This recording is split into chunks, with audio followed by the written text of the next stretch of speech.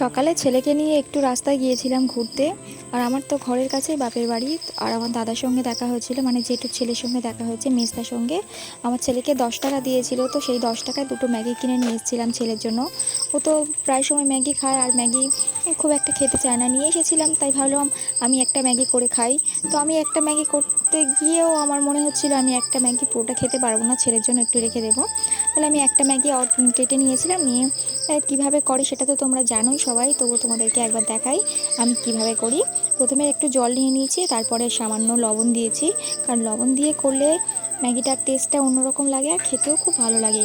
না হলে আমার একদম ভালো লাগে না একটু লবণ না দিলে, একটু আলুনো আলুনো লাগে।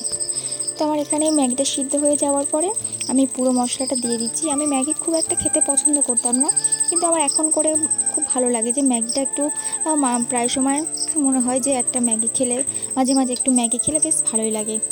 তো আজকে একটা ম্যাগি করেই ফেললাম। আর এই ম্যাগিটা খেতে ভালো লাগে। আরও একটা ম্যাগি আছে হলুদ প্যাকেট, ওটা অতটা ভালো লাগে না, ওটা মোটা মোটা ম্যাগির যে ময়দা এটা। তো যাই হোক, আমার এখানে ম্যাগিটা হয়ে গিয়েছে। ছেলের জন্য একটু বাটি করে রেখে দিয়ে আমি সসপ্যান ধরে আমি খাচ্ছিলাম। একটা ছোট্ট মতো ম্যাগি, 5 টাকার ম্যাগি আর কতটাই বা হয় বলো। তো যাই হোক, আজকের মতো আসি, টাটা।